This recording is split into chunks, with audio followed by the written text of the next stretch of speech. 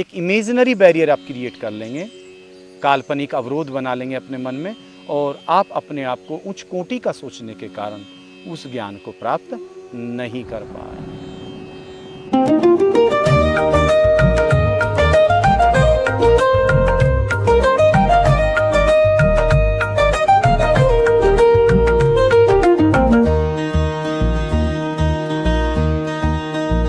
हरिओम।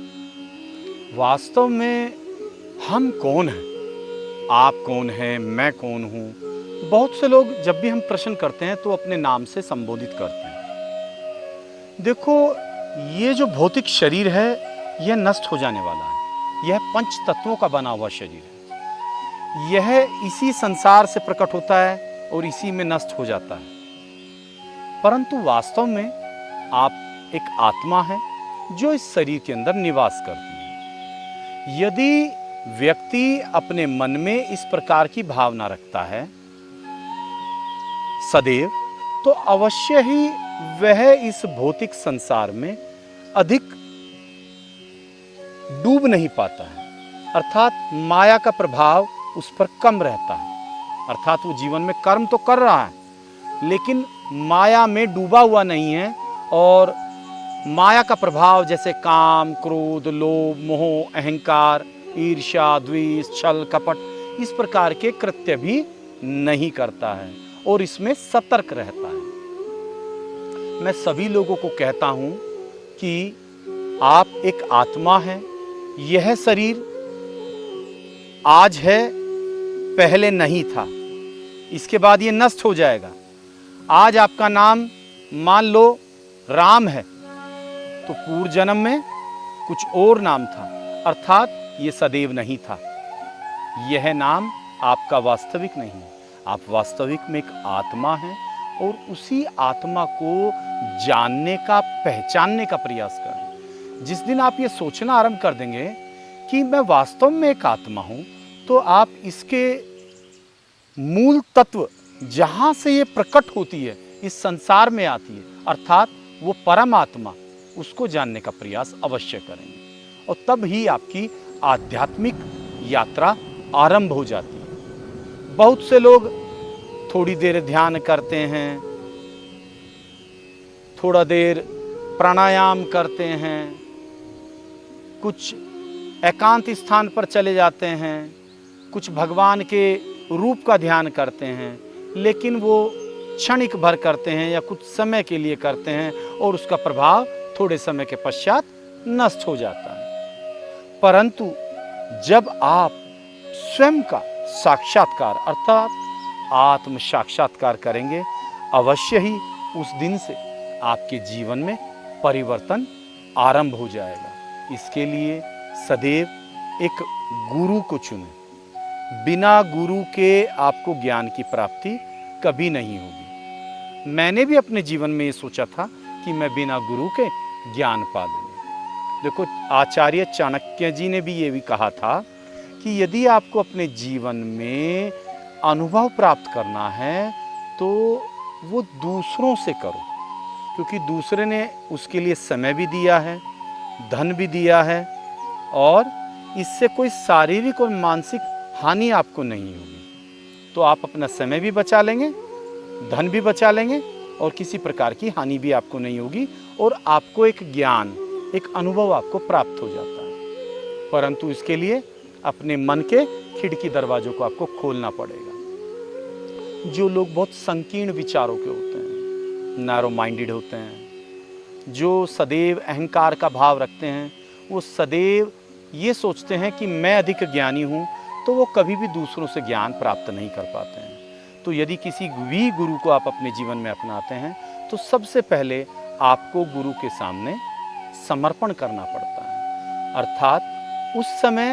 अपने इस भौतिक जीवन में जो भी आपने पद या नाम या गरिमा या ज्ञान प्राप्त किया है, उस समय उसको उठाकर एक साइड में रख दें और एक अज्ञानी के रूप में, एक बालक के रूप में उस गुरु के सामने बैठें।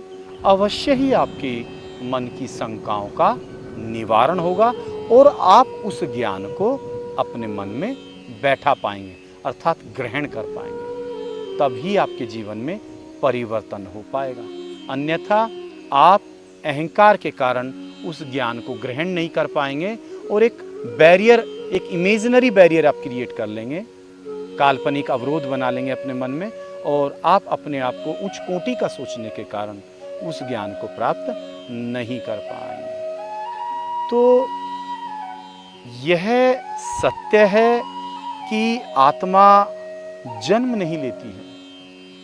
आत्मा जब परमात्मा की इच्छा से प्रकट होती है, परमात्मा कहते हैं कि जब उनकी इच्छा हुई थी, हमारे शास्त्रों में बताया गया है कि तब उन्होंने सोचा कि मैं अनेक हो जाऊं, तो अर्थात हमारी आत्मा, जो इस संसार में जितनी भी आत्माएं हैं, वो परमात्मा का एक प्रतिबिंब स्वरूप है। जैसे दर्पण, और बहुत अनंत दर्पण लगे हुए हैं और भगवान खड़े हुए हैं और भगवान के प्रतिबिंब दर्पण में दिखाई दे रहे हैं, उसी प्रकार से उन अनंत दर्पण में वो जो छवि दिखाई दे रही है वो भगवान के समान तो है, लेकिन वो भगवान नहीं है।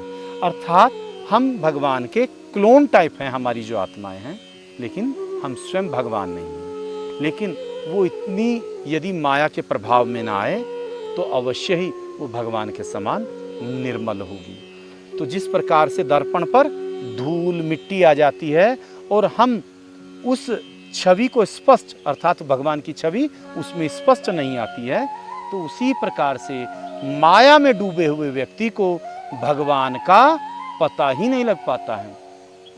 इसका एक छोटा सा उदाहरण मैं दे सकता हूँ। जिस प्रकार से तालाब में एक जल भरा हुआ है और यदि उसमें पानी हिलोरे मार रहा है और उस तालाब में काई है, मिट्टी है, गाद बनी हुई है और सूर्य उसके ऊपर है, तो सूर्य भगवान को प्रदर्शित कर रहा है और जो जल की ऊपर की सतह है वह आपके ऊपरी मन को दर्शा रही है, मन की भावना को दर्शा रही है, मन में हलचल मची हुई है। और जो उस तालाब की, उस सरोवर की जो तली है, तल है, वह आपके आत्मा को दर्शा रही है। तो जब पानी ऐसे हिलोरे मार रहा है, उस समय सूर्य का प्रकाश केवल उसकी सतह पर दिखाई देता है और कभी दिखाई देता है और कभी चला जाता है, परंतु उसकी तली तक तो वो पहुंच ही नहीं पा रहा है। ऐसा क्यों? क्योंकि मन में हलचल मची हुई है। तो पहले आपको मन को शांत करना पड़ेगा और मन शांत होगा ज्ञान की प्राप्ति के पश्चात। और ज्ञान कहाँ से प्राप्त होगा? शास्त्रों के द्वारा, गुरु के द्वारा, सत्संग के द्वारा। और गुरु आपको कैसे चुनना है? आप अपनी बुद्धि और विवेक से निर्णय लेंगे, एक बार में निर्णय नहीं लेंगे, बहुत सोच विचार कर निर्णय लेंगे, तभी आप अपने जीवन में एक सही गुरु का चुनाव कर पाएंगे, उचित गुरु का। उसके पश्चात आपको ज्ञान की प्राप्ति होगी। ज्ञान से आप ये धीरे धीरे आपके मन में संतुष्टि होगी। संतुष्टि होते ही आपका मन शांत हो जाएगा, अर्थात उस जल को जो हिलोरे मार रहा था वो शांत हो जाएगा। तो उसकी ऊपरी सतह पर एक निरंतर आपको एक सूर्य का प्रतिबिंब दिखाई देगा, अर्थात सदैव आपका मन भगवान को समझने लगेगा, भगवान से जुड़ जाएगा। और जैसे जैसे आपका निरंतर मन शांत रहेगा तो धीरे धीरे उस जल भी, जो उतने भी इसमें डस्ट पार्टिकल हैं, धूल मिट्टी है, वो बैठ जाएगी और काई छट जाएगी। तो उसी प्रकार से जब उसकी तली पूर्ण रूप से दिखाई देना आरंभ होगी तो सूर्य का प्रकाश उस सरोवर की जल को पार करते हुए तली पर भी प्रतिबिंबित होना आरंभ हो जाएगा। ठीक उसी प्रकार से आप अपनी आत्मा को उस परमात्मा रूपी प्रकाश से प्रकाशित कर पाएंगे। तो इसके लिए आपको सदैव मन को शांत रखना है और मन को शांत रखने के लिए संतुष्टि, और संतुष्टि होगी आपको तत्व ज्ञान की प्राप्ति से। तो सदैव सद्ज्ञान की प्राप्ति का प्रयास करें, अच्छे लोगों का संग करें, सत्संग करें, मोबाइल में, टीवी में और जो भी आपके वातावरण है वो ऐसे वातावरण चुनें जहाँ से आपको सद्ज्ञान मिले।